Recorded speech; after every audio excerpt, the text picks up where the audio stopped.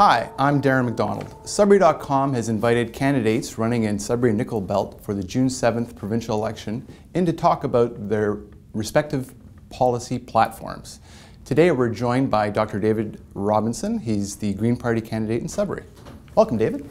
Thanks for coming in. It's a pleasure. It's always fun, Darren. I want to start, if I can, by asking you some elements of the Green platform, specifically the plan to transition Ontario away from sort of traditional jobs into the jobs of the future. Now, to pay for it, the Greens would direct $3.1 billion a year in existing business support programs to this effort. And I'll quote, you understand that that's basically zero cost, since we're right. I'll quote, "We'll stop subsidizing businesses that pollute and instead provide incentives to work toward clean products and change government procurement rules to support low carbon products and services." Now, first off, I want to know how the Greens are defining business grants, because the NOHFC is a big supporter here, and they receive business grants. So would the NOHFC be affected? It certainly would.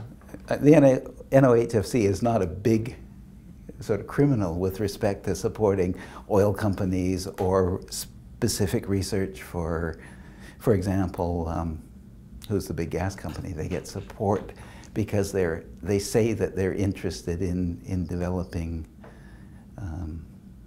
what do you call it, ground heat exchangers. Mm-hmm. Okay, except it's in conflict with their core business, and you can't believe that they're the right ones to be doing that work. We move that money out. Now that's down south, that's not up here. You'd shift. NOHFC, what would happen to the NOHFC exactly? Oh, I don't think very much would happen at all. I mean, it turns over a lot of projects, so all that would happen is that they select slightly differently, slightly more intelligently from the point of view of environment. Minor effect for the north. Okay. Now, how are you defining businesses that pollute? So exactly who would be the losers in this process? Well, anything to do with automotive that's producing gasoline engines.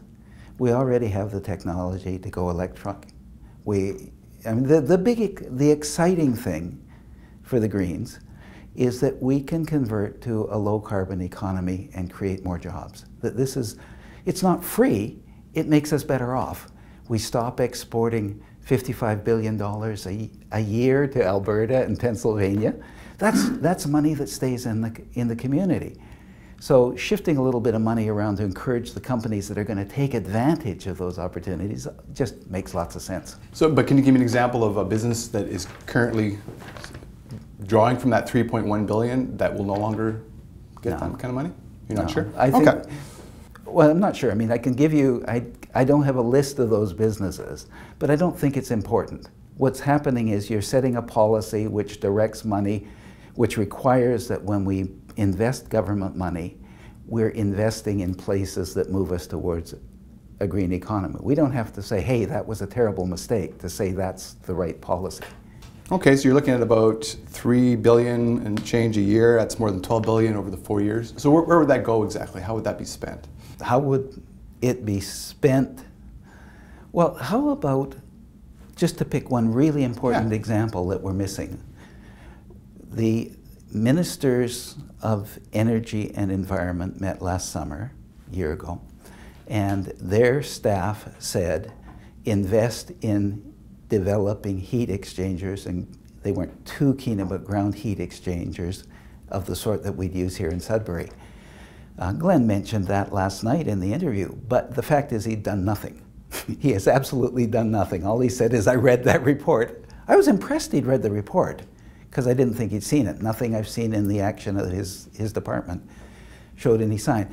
Investing in the companies that want to develop ground heat exchangers, the companies like we have here in Sudbury that are trying to extract heat from the sewer system, companies that make green roofs, companies that put greenhouses on the south sides, companies that reconstruct roofs in order to put solar cells on top of them, companies that produce the exchangers, the transformers that allow houses to be connected to the grid if they're producing their own power.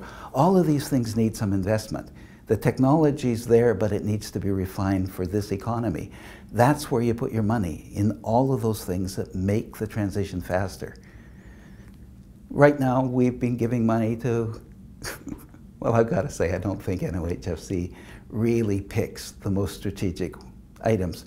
They're restricted, they don't emphasize the direction that the economy has to go.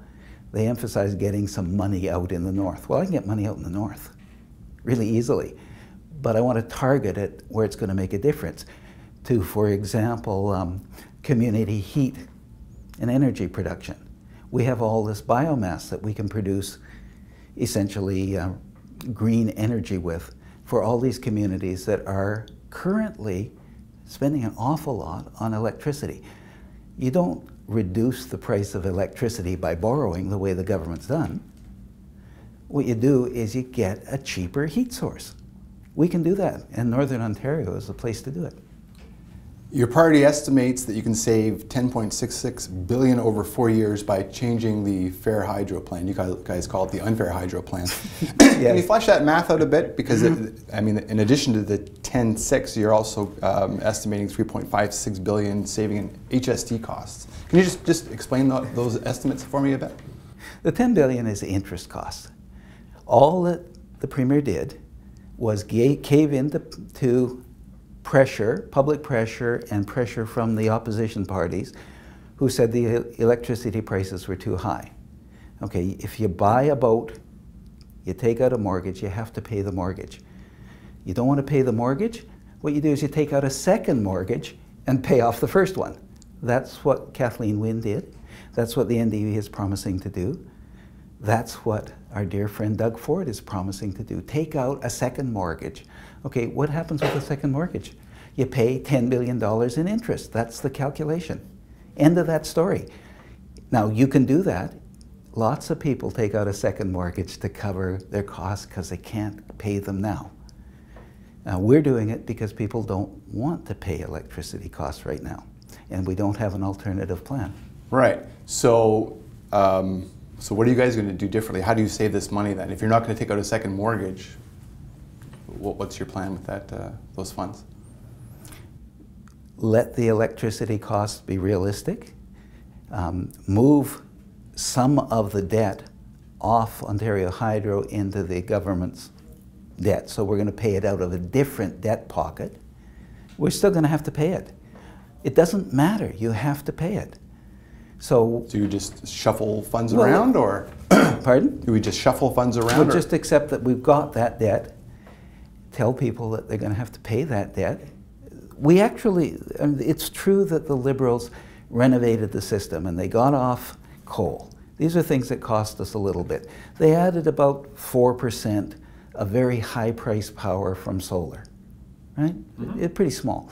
It does make a dent. So but the problem is that right now, because we don't have storage in the system, we have to keep running into the high price gas and purchasing power at higher prices. That's what kills us. So we have to actually expand our electricity base. We have to get, and this is something that is actually a bit subtle, but it's really important. If you increase the amount of electricity you're using, then you're spreading those capital costs over a larger number of sales, amount of sales, and so you bring the capital share down. You bring the debt share down as part of your bill. Well, as we go off natural gas, we're going to use more electricity for heat exchangers. That's 30% of the carbon emissions. Okay, that's a big expansion of electricity demand.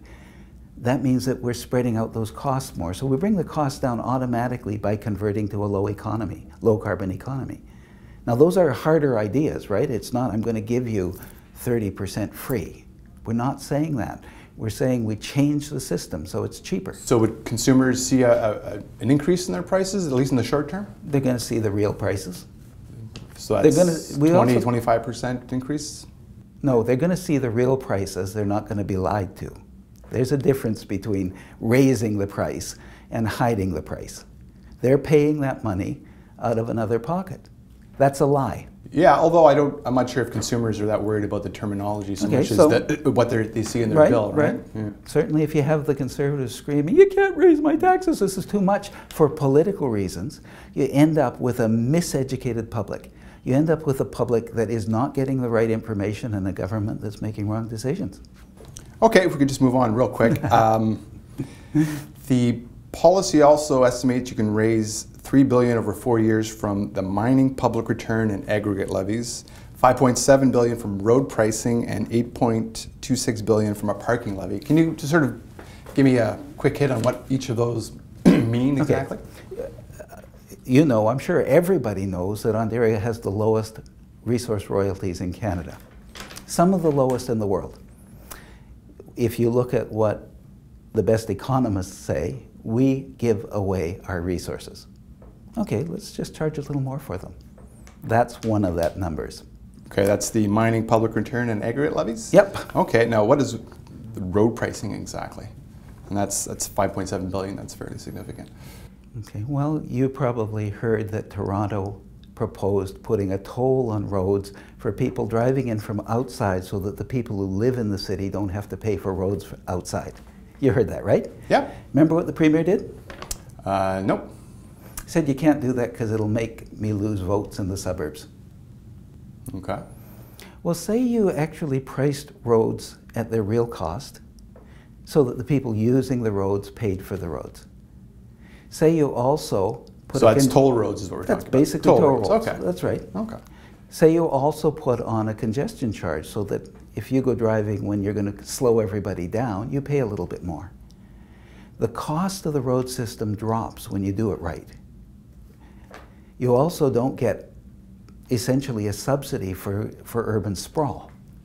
So road pricing is something that virtually every responsible economist and road analyst for the last 50 years has called for. Okay, we're just saying we're going to do it. The parking levy, is that something where employees would be charged if they have a parking space at work, or just what is that? I was trying to do some research and I wasn't exactly clear on it. Right now, across Ontario, we undercharge for parking in urban areas because if you don't have a building on your land, you don't pay very much taxes. So what's happening is essentially the people who own buildings are subsidizing people to park on empty lots. Okay? So if you charge for parking, the real social cost, more people take transit into Toronto, which is the biggest piece, and we have a lot of people in Toronto. That's an awful lot of money. So those numbers, I think, are probably underestimates, but they're fair estimates.